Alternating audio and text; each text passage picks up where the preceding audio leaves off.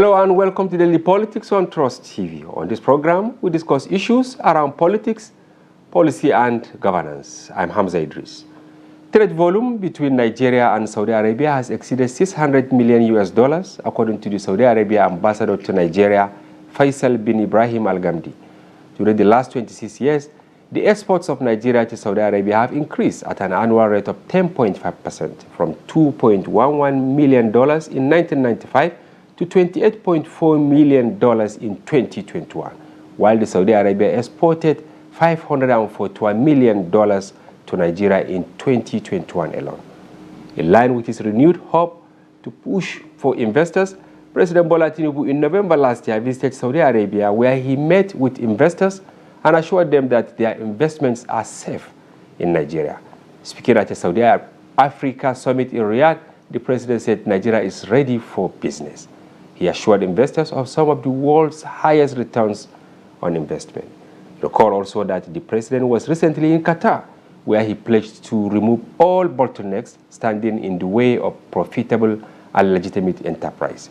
He gave the commitment while speaking at the Nigeria-Qatar Business and Investment Forum in Doha, where he told potential investors that Africa's largest economy and its systems are being reformed and upgraded.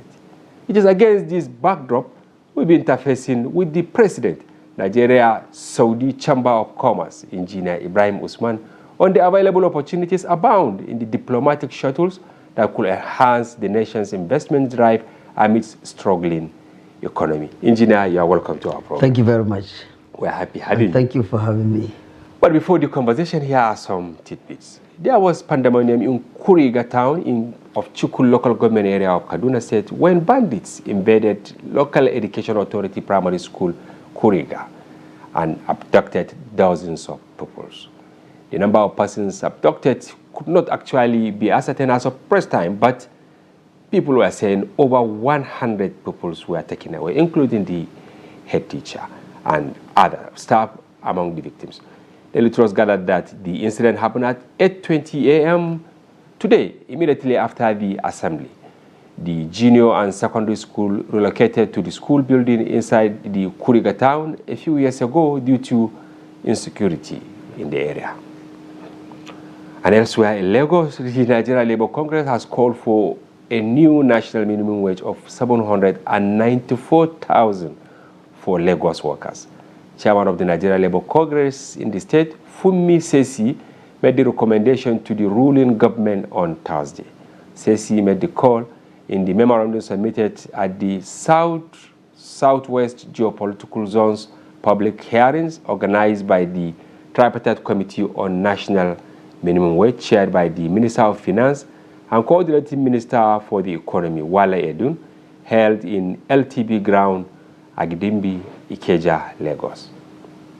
Sesi said the call for the review has become expedient in view of the rising cost of living across economic sectors. Hence, the need for an upward review of the minimum wage for Nigerian workers that is sustainable.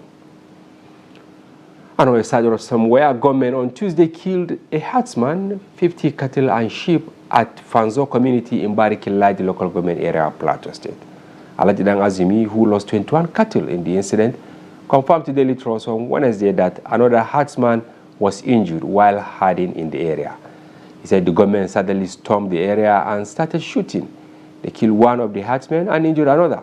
The government also took away more than 50 of their cattle. Some of them died, while others were slaughtered because they already had bullet wounds. It was an unprovoked attack, according to him. However, he said the Sector 4 commander had called them to a meeting and asked them not to launch a reprisal, with the assurance that the incident will be investigated.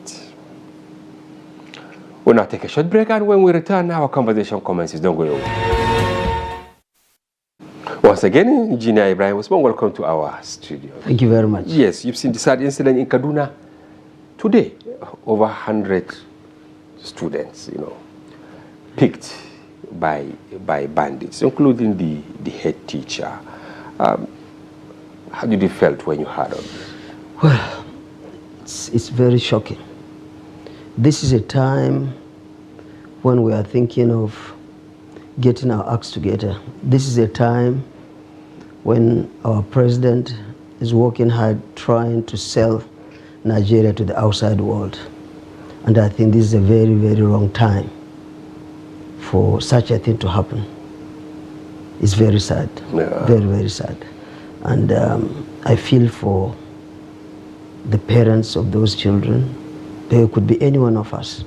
It's very, very sad. Yeah, and just a few days, because on Sunday, you know, it happened around Gambarun Gala in Borno. So there are women, some of them widows, you know, nearly 200, because while we broke the story in Daily Trust, quoting sources has put in the figure around 117.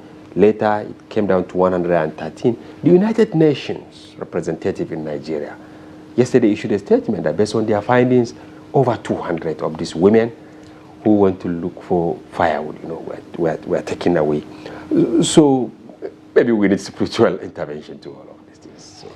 It's really very sad. I don't know. And I think the security architecture, which our government has been saying they will work on it, I think it has not been successful.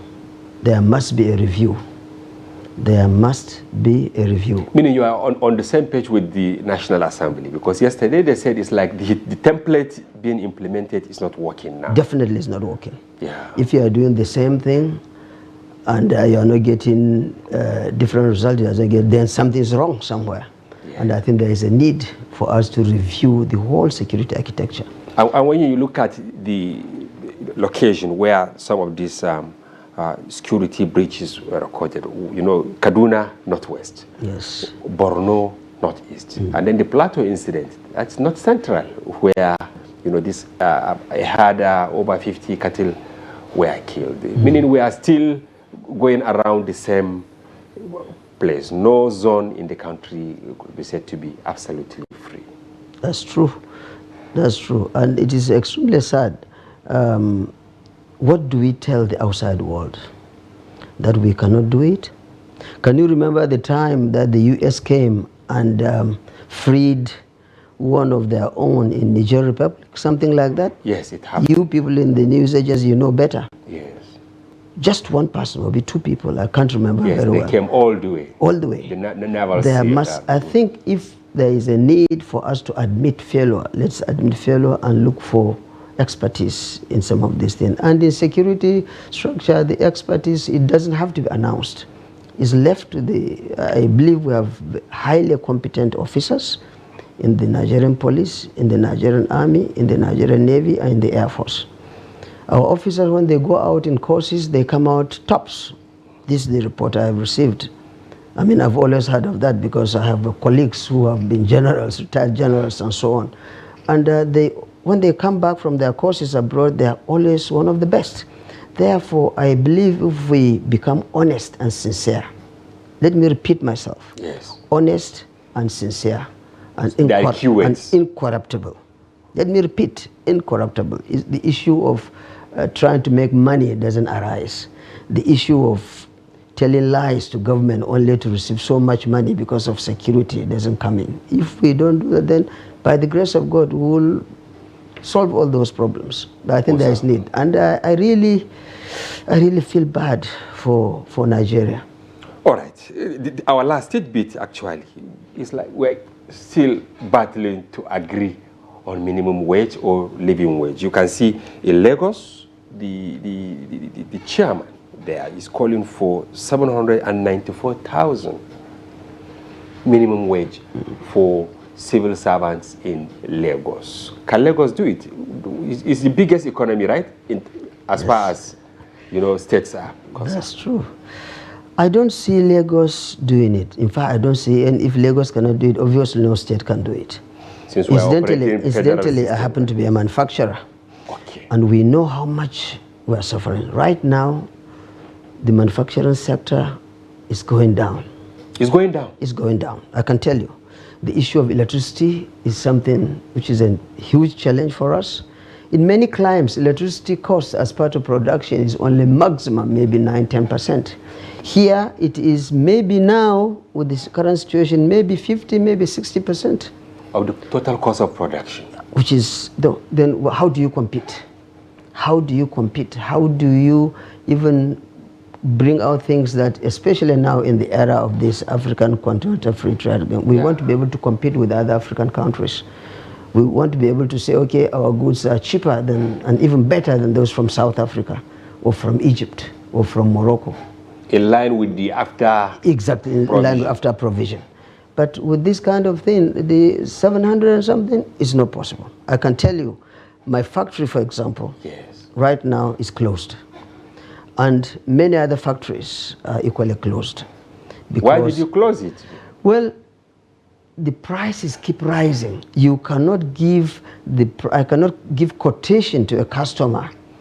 Let me repeat, I cannot give a quotation to a customer and say, you know, come back, this quotation lasts for 2 weeks. It's not possible.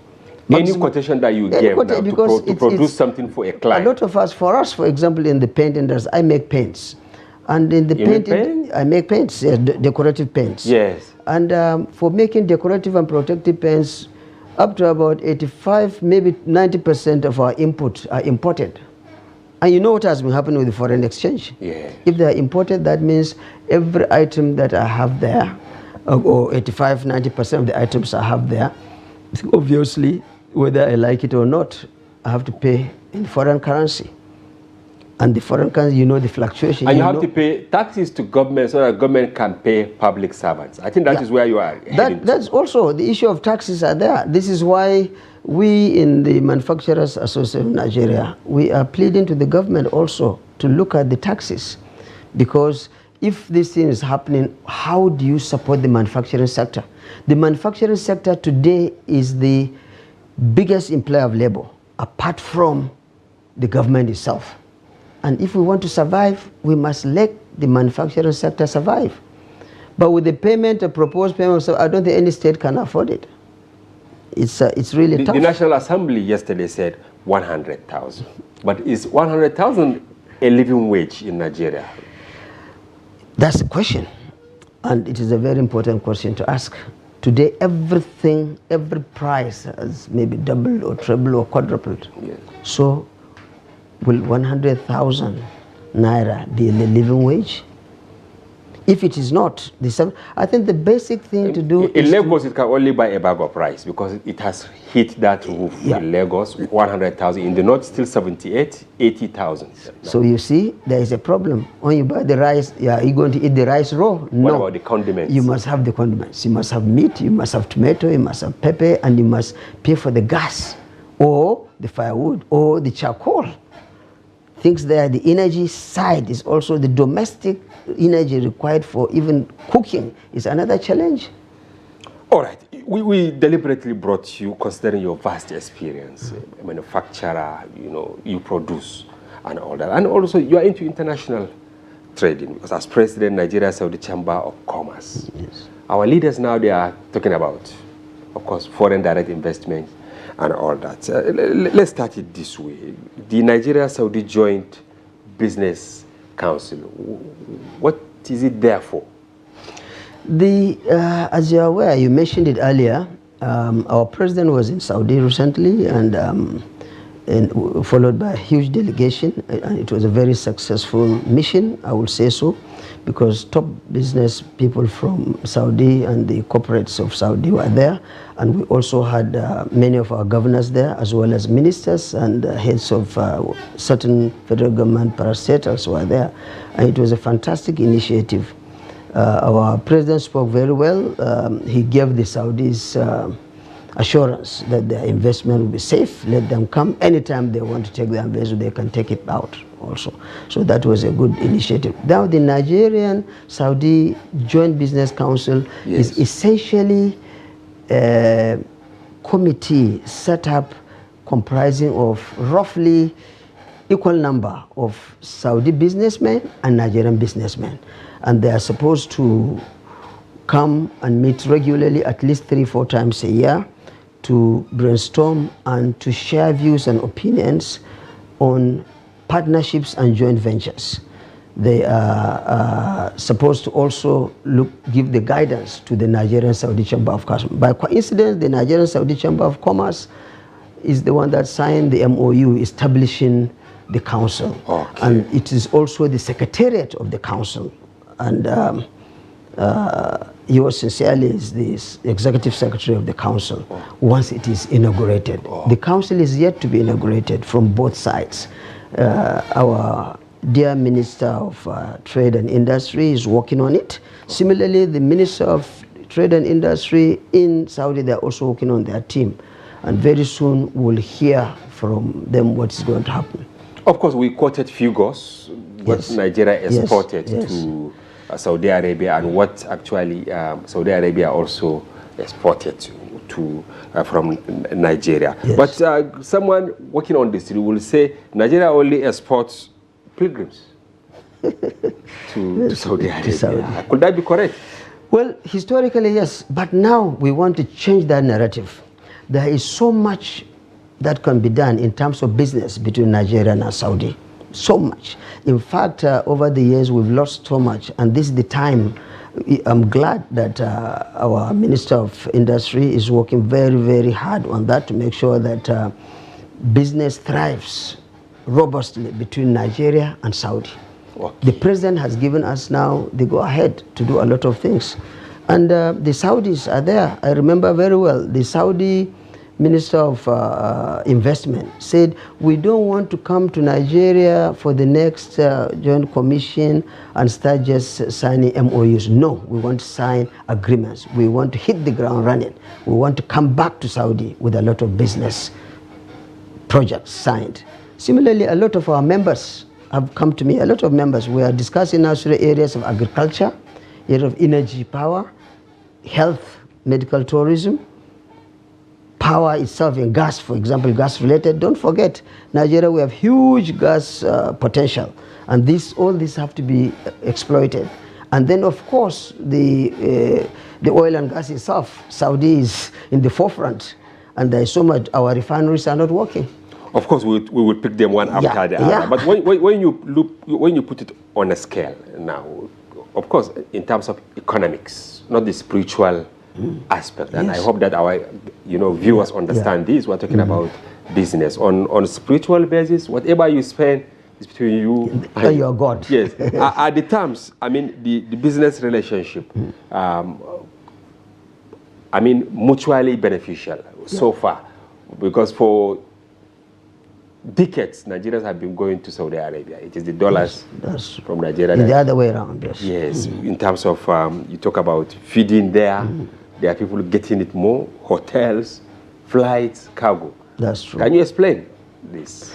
Yes, traditionally it is the Saudis who have been actually enjoying. Okay. But now they realize also that they have opened up. Oh, they have opened up now. They've opened up the economy. It's not like before. Now you can go to Saudi, you can even own properties, even in Riyadh. In fact, the system is such that you can own properties even in Mecca and Medina. So things are changing very, very fast. And the Saudi prince now has opened up. Mohammed bin Salman. Yes, and he has made it clear, that there will be a lot of funding. For example, Nigeria, there have been MOU signed between the Saudi Exim Bank with our Nigerian Exim Bank. Okay. Oh yes, and already a lot of people are coming to our Exim Bank to try to discuss the issue of exports to Saudi. Saudi need the food. They need food. So Even that means the food that pilgrims... Not only the pilgrim, no, they need for their food security. Food security, Saudi food security is key on Saudi's 2030 vision. The food security is key. Don't forget, Saudi doesn't have the kind of arable land and things like that for production of food. So these are areas, and Nigeria, we have access. But we need the technology. We need, for example, all other things related, like in irrigation, we need the technical expertise. We need the equipment, mechanized farming, large-scale mechanized farming. We need facilities that will give us all year-round farming through irrigation. And we need the funding to support all this. This one is just agriculture. This ranching that is bringing a big problem, these farmers had, could be solved by Saudi. They have the capacity to solve Nigeria? They have, indirectly, they have the capacity. Yes. What I'm saying is some of the cows that are being let to go astray and go on people's farms to cause all this havoc. Just like what happened in Plateau. In Plateau. It will not happen because they will be caged in specific areas so that, and they are ready to do that. They've told us. I went to Salik. Salik is Saudi Agricultural Livestock Investment Company.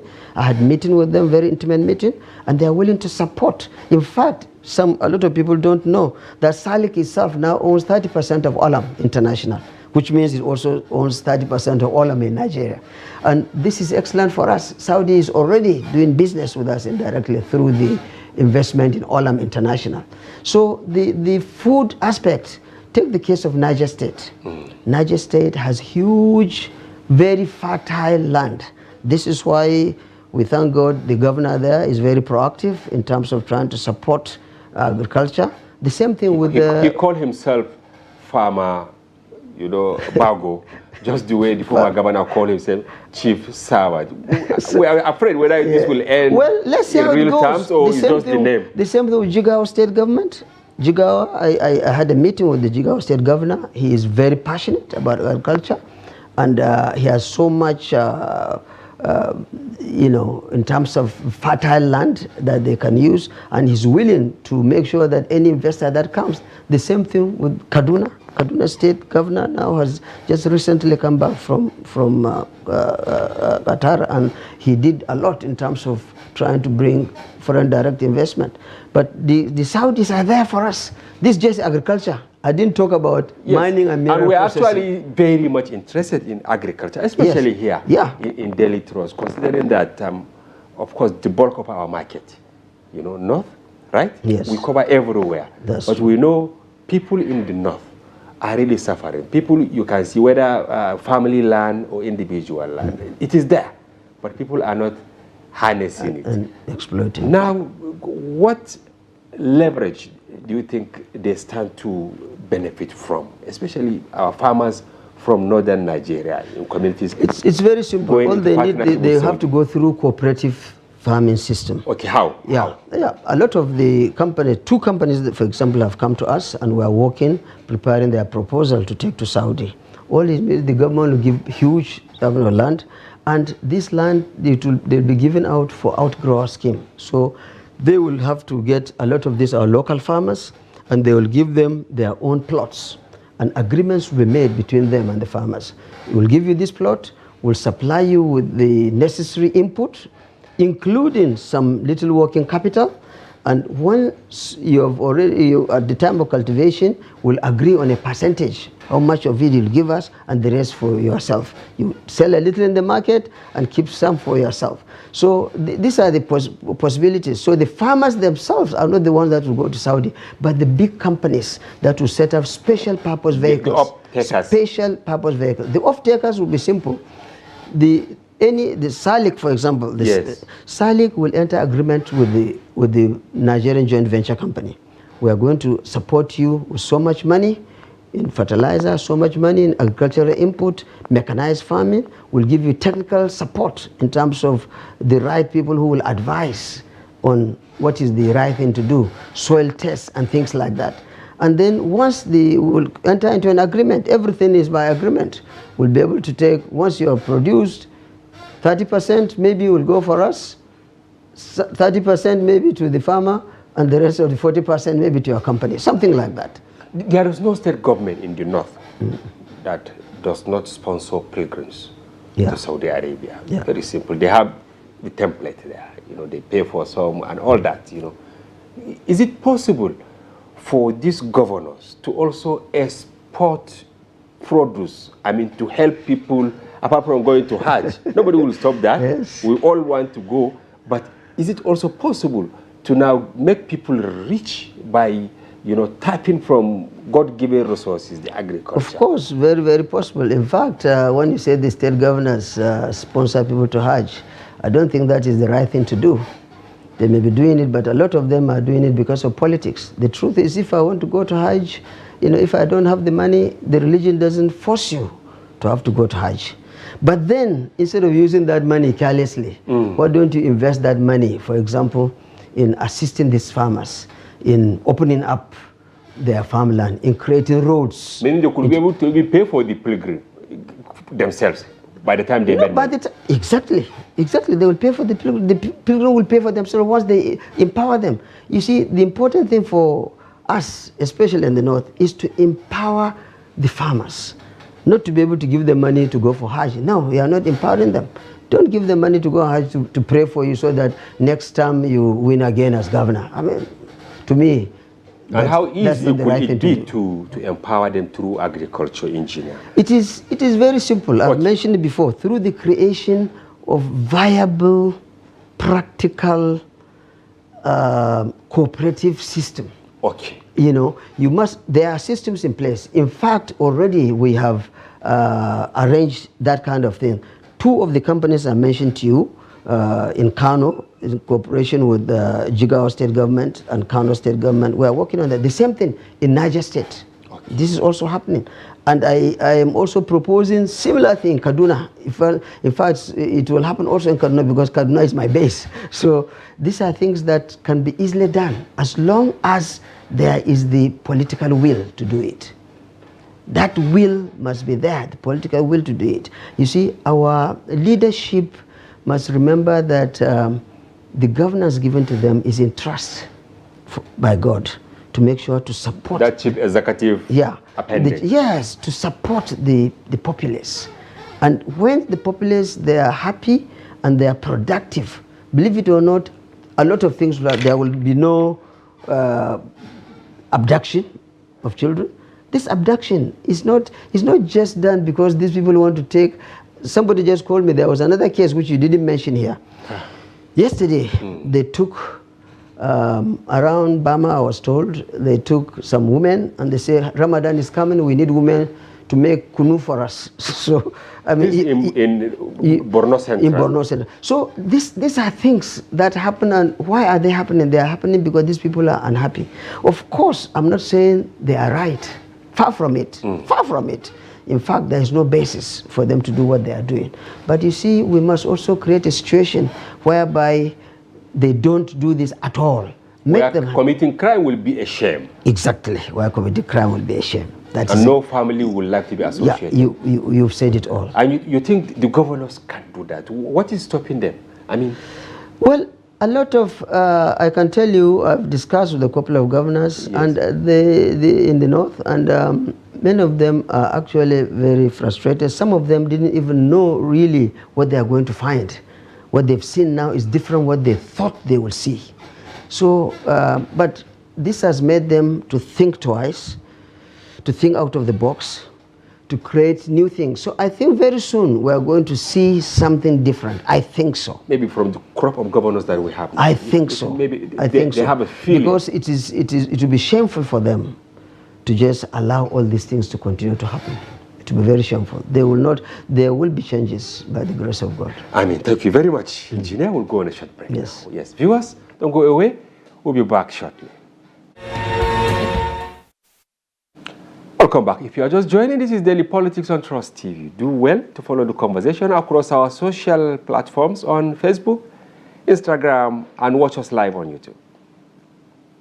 We still have in the studio Engineer Ebraheem Usman. He is the President, Nigeria Saudi Chambers of Commerce. Welcome back to the program. Thank you very much. Quite an interesting conversation during the first part. But when you put Nigeria here, you put Saudi Arabia here, maybe flying across Nigeria from Borno up to Lagos, you see more of green than desert. On the other side, you know it very well. And we all have gas. We all have petrol. Why is theirs working for them and why is ours not working? And what do you think the Chamber of Commerce will do to harness this wallowing gap?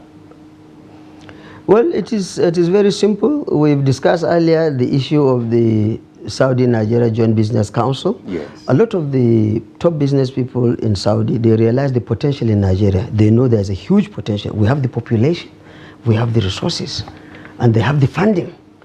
And they need to also open up their economy. So when they come, for example, take the case of the refineries. A lot of refineries, the government will be able to do something about that, Take the case of gas. We have so much reserves of gas. The AKK now coming to Kaduna, Kano. There will be a lot of factories, manufacturing factories, that will be producing things like fertilizer, like plastics, and so on. That will come up because of the gas pipeline. But most importantly, there will also be power, because the government has plans. I mean, that has been on the drawing board for the past 3-4 years since they started the AKK thing, yes, of producing over 3,500 megawatts of electricity in Kano. Kano, for example, the Chalawa and Sharada, all these business centers will now come up alive again, inshallah, because there will be so much power. So the relationship will be there. Don't forget that Saudi not only has the capacity to support us, in particular their major oil companies, Aramco. Saudi Aramco has all the capacity to partner with NNPC Limited to do a lot of things for us. But this oil was discovered almost the same time, not yeah, far. It is. But why is NNPC's case different? Aramco? The NNPC's case is different because our leadership is different. The leadership trajectory. Exactly, they are different. Here in Nigeria, a lot of politics are coming. The stealing is there, massive stealing. You know it, I know it. In Saudi, even though it is, don't forget, Saudi is like monarchy. It's a monarchy. Therefore, A is A, whether you like it or not. And when they start to do things, people follow whatever the leaders. Is it that they are more intellectual? I mean, intellectually sound than what we have here in terms I don't think so. Far from it. In fact, what is happening there is that they use specialists and consultants who know their onions. They are homegrown, or they can even import? They import a lot of the people. There are also some homegrown. I've discussed with brilliant Saudi technocrats. Brilliant. Don't forget that the Saudis have sent out their children abroad to the best schools, Harvard University, Stanford, Columbia, and so on, to read. And they come back to Saudi, and they give what they can give to their country. But see, they also use consultants, specialists, at Anderson and so on, those big international companies, to advise them. In Nigeria, a lot of the advice, people get self-centered. I've become a minister today. Instead of me to take the best consultant to support something, I look for my friend whom I had wanted to empower, and I give him, the work and so on. And also the politics comes in, Don't forget, this politics is the cause of this, what we call in man, policy somersault. Everyone that comes? Yeah, you start something in a good way. Look at the case of, for example, the cassava thing that President Obasanjo brought. Fantastic initiative. But today what's happening? Cassava, every tablet that you see, most tablet that you see, the fillers are from cassava. We need, for example, the pharmaceutical grade starch. And we have so much cassava, yet we cannot even produce that kind of simple pharmaceutical grade starch. There is so much we can do, but we have this big challenge of leadership. And then people, because this thing was started by PDP, so APC, I will not continue with it. Oh, it was started by APC, so let us, those things have to stop. Deficit in continuity. Yes, I think we must create a situation whereby once we have a plan, and the plan should not be short-term. That's one of our biggest challenges. We make plans short-term. Plans should be 10, 20, 30, 40, 50 years. Of course, they must not be static. What I mean is dynamic. As the time goes on, when things change, you also change the plan. But don't change the plan very drastically like we do in Nigeria. In Nigeria, complete U-turn. And that disorganizes the businessman. Okay, talking about harnessing the gas resources, the Saudi Exim Bank, I think at the time they promised some funds to... Yes, they have. How do people access that funds? Actually, what from the discussions I had with them, the line would be about something like $500 million. They are giving us in small bits. Yes. I can tell you one of our states now. I don't want to mention here publicly, but one of the states has already gotten $10 million. In Nigeria from Saudi through the Saudi Exim Bank to support agriculture, but this is just a pittance. There will be more to come. Yeah, it's a pittance because there will be more to come. We have so much. Maybe they want to see the result first? No, not that. They don't. The important thing is that they want to see the seriousness of our business people. This is why when this Nigerian Saudi Joint Business Council inaugurated by Mr. President or by our Minister of Industries, businessmen will come from Saudi.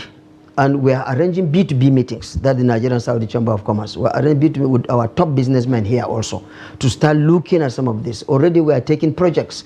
We have lined up 15 projects now, fantastic projects that we are going to take to Saudi. In fact, I'm supposed to have traveled last week. I didn't, but by the grace of God, next week I'm traveling.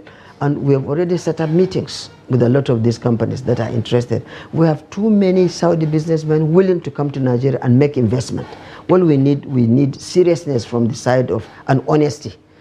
Before, historically, there had been a trust deficit. There was no forum, no platform in which the Saudi businessman would trust Nigeria. Now that platform has been created, and the platform is the Nigerian Saudi Chamber of Commerce. And the platform is the Saudi-Nigeria Joint Business Council, which had created rules and regulations. Okay? And the chamber here, and as well as the Joint Council, is the Minister of Industry is looking at what we are doing. The Minister of Finance is looking at what we are doing. The Minister of Foreign Affairs, they are looking at what we are doing. So there will be the fear by the Saudi businessman that when he brings his money, now it will be history. The Central Bank is there to make sure that when they need to take out their money, they take out their money. The important thing, however, is the Saudi people will want to see practically on the ground the seriousness of our government. Let what the president had said, let there be example. If you want to take out your money, take out your money. Okay, no trapping. No. You know, towards 1960, I saw some photos, many libraries. Saudi king coming to University of Ibadan Teaching Hospital. Yes. At this line. But now is the order. In fact, maybe the younger people may not know, Nigeria had supported Saudi financially.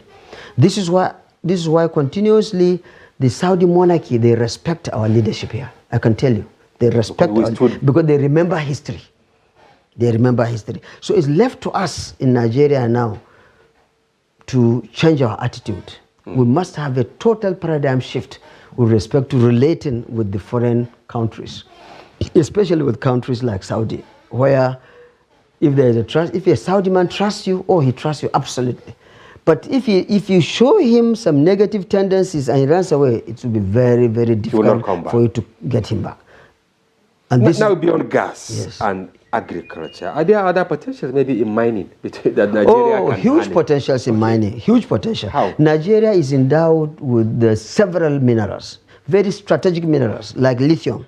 You would have heard our Minister of Mining and Mineral Resources talk about lithium, not only in Saudi but recently in Qatar. The lithium we have is for the manufacture of batteries, especially for energy storage. Renewable you energy. Can store energy well. Yeah, you can. Mean, at industrial scale, or do I just see? No, you can even store in an industrial scale. Let me tell you, like in the north, we are heavily endowed with the sunlight. We can produce a lot of electricity. Morocco, there are sites in Morocco where you have 1,000 megawatts of electricity in one place from solar, and these things are kept in batteries. And the batteries, by the way, are made from lithium.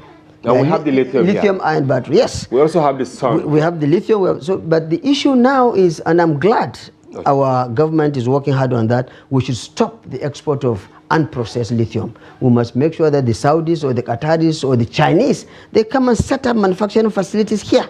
We have all the capacity. We have the people that are ready to partner with them to make sure that we enhance the quality of the lithium from around whatever, some of them are 6% to up to 80-90%. Let there be value addition to what we are exporting. Not only that, we want them to come and manufacture batteries here for energy storage.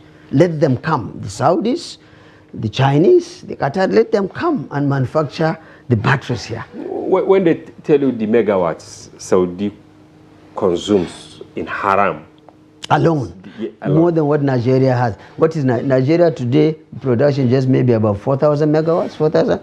We in MAN, Manufacturers Association of Nigeria, Sorry, I cannot talk of man because I am the immediate past vice president. We'll bring you back. I know. We'll so bring you it's electricity is key. Electricity is key to what we do. If you don't have electricity, you cannot manufacture. You cannot be competitive. There is no way. Therefore, the government has to also, as it's very sad, but there are so many things that it has to look at concurrently at the same time. But sir, where is the problem in Nigeria as far as power is concerned? The hydro is there, well, the solar is there, even the wind. Yeah, the number one, okay, our grid is weak. If you look at some cables in our grid, some are 30, 40 years old. Number two, due to corruption, they bring useless contractors from certain countries. I don't want to mention anything here. No need, yeah. And they give us useless transformers. They'll bring a transformer that will pack up in 2-3 months. Who gives that? They are supported by the people in the TCN or in the ministry or in whatever. So that causes, you see, a lot of challenge that we have, unfortunately, in Nigeria is with our civil servants and technocrats. The corruption issue we shouldn't have. They are more corrupt than politicians? If we continue, who taught the politicians the corruption? Tell me. Who taught the politicians? A lot of politicians, when they come, they don't even know what was there until the civil servant shows them the way. No, sir, you don't do this, you do this, you do this, and we get this at the end of the day. You know, no apologies. I'm saying the truth. You know, as long as we don't call a spade in Nigeria, we'll never move forward. We must call a spade a spade. Okay, calling a spade a spade. Now, do you think our leaders are just not gallivanting, traveling to Saudi, traveling to Qatar, traveling to Germany, looking for a foreign investment? Many are saying the investment is here. If we have put our acts together, these people will be coming automatically. Yes, but because we have a bad history, don't forget, I don't blame them for going, gallivanting as you call it. I don't call it gallivanting. We must go and market ourselves. So our president, our ministers, they are our chief marketing officers. The only thing is they have to be honest to themselves. They have to be honest to themselves. You know, if they go out and they only spend we don't have forex now, and they take more of our forex and go out only to enjoy themselves, that will be very sad. But if they go out to market the country, it is necessary. We already have a bad track record. We must now sell ourselves and get them attracted. And one thing but it's something that has been done simultaneously. We must do a lot of things at the same time. We must do a lot of things, a lot of important things at the same time to bring this foreign direct investment. But some are saying we are setting the cart before the horse, this proverbial saying. For instance, Governor of Plateau said, I think immediately after, with due apologies, yes, you know, after winning, I think he was in the US, foreign direct investment. Even Niger governor also traveled. You see Kano governor, Kaduna, they all travel while their houses are really burning. Some are saying, clear the insecurity in your state. The investment will be easier handled. You see, clearing of the security, we have to be practical here. Okay. This thing was not created in a day. It took years to bring this insecurity position, and it will take also years to clear them. But I continue to tell you that a lot of things have to be done simultaneously. While they're working on the insecurity, they must also work on bringing the right foreign direct investment. They must work on marketing what they have on the ground. If you don't go out and tell people you have these minerals, or you have very good fertile land, or you have opportunities to hydros that you can generate 500 megawatts of electricity from a particular river, they will not know. You must tell them. And you have to, the only thing is we have to be very, very professional in this approach of bringing these people. This is why when you talked about the Saudis, I said they get the best professionals in the world to advise them. And this is what we have to do. We have to get the right people. We have to forget about politics. If you are APC, PDP, ABB, whatever your name is, don't think about your party. Think about what will you bring to Nigeria? How will you improve Nigeria? How will you generate employment? How will you bring in foreign exchange? How will you promote exports of the products you have? We have so many things we could export. Actually, we have no business being poor in Nigeria. We have no business crying about minimum wage. And we are brilliant people. Some of the top engineers in the world, the top doctors in the world, top consultants in the world are Nigerians. We know that. Are our laws favorable for foreign investment? You are a manufacturer. You see people packaging goods. By the time they get to the ports, they find it very difficult to now export them. Or even after exporting, you see them actually wasting away in the foreign life because maybe they didn't meet certain specifications. Exactly. Take beans, for instance. Even the rogo that you spoke about, you know, and others. Where are we getting it wrong? Is it that our we are getting it wrong because of the infrastructure deficit. Okay. There is no reason why. You see, you cannot succeed in exporting, in doing international business if you don't have the right logistics infrastructure in place. Your port system must be fantastic. Apart from that, the customs, immigration, and so on and so forth at the ports must be friendly and doing their work. And each time a government comes, the first thing they start saying, oh, we want to do this, is the thinking of where are the areas that we can make money? Where are the areas that we can put big money? Instead of thinking of, okay, this thing has not worked for years, you know, we want to bring, like the Saudis now, a lot of Saudis are ready to come. You've gone to Mecca, you've seen how the Saudi infrastructure is in terms of the roads and bridges, in terms of the tunnels. Even Abuja here, for example, our Minister of FCT, I intended to come and see him also to have discussion with him. There is so much that they can do. We have infrastructure we can bring to see so that the ports will be fantastic. Once you bring, and we can also make our inland ports, the dry ports, we can make them functional. You know, so that when you're exporting something, it doesn't have to go and stay for 2 months in the port and rot away. But all these things have to go along with the planning and the rules and regulations you have in the customs. Are they really friendly? Are they really friendly? That's the most important thing. And do you have the people who are doing the right thing? Or you just say, okay, custom, we've given you must bring 100 trillion. They will continue making the manufacturer suffer for nothing because you've given them a target which is impossible. Yes. You understand? Yeah. So issue of giving target for certain agencies is wrong. It shouldn't be there. It's wrong. Yeah, because Saudis and others, they don't really do that. Yeah, there are other ways they make money. Yes, there are other ways. You don't give targets. Okay, I wish we have more time, but on a final note, yes, what will you advise Nigerian government in terms of creating the enabling environment for Nigerians to keep exporting their talents, to keep exporting this should be less than 1 minute. Yeah, the most important thing is to have the right companies or government establishments in place. If you have a system which is working, then people cannot go around it. Yes. But if you don't have, we already have all the relevant agencies of government. We have the Export Promotion Commission. Yeah, we have the Investment Promotion Commission. We have the Exim Bank itself. All these are institutions that can support. But you must make sure that they work. You must make sure that you don't come as a minister to start giving them the wrong instruction and wrong directive. Let it be in such a way that if anything happens, the system itself will check any wrongdoing. Thank you very much. If you don't create a system which will check a wrongdoing, it will not happen. All right. Thank you very much, Engineer Ebraheem Usman, President, Nigeria Chamber of Commerce, Nigeria Saudi Chamber of Commerce, for Thank you very much for having me. And for your informed perspective. Yes. We have to have you some other time. Thank you very much. Thank you. And viewers, that's a wrap on today's package. We sincerely hope you found the conversation engaging and informative. And be sure to join Daily Politics Live, airing every weekday, and our special package on Friday, during which we open our telephone line for you to comment on national issues, as we will do tomorrow. Keep a date with us. For now, bye-bye. I'm Hamza Idris.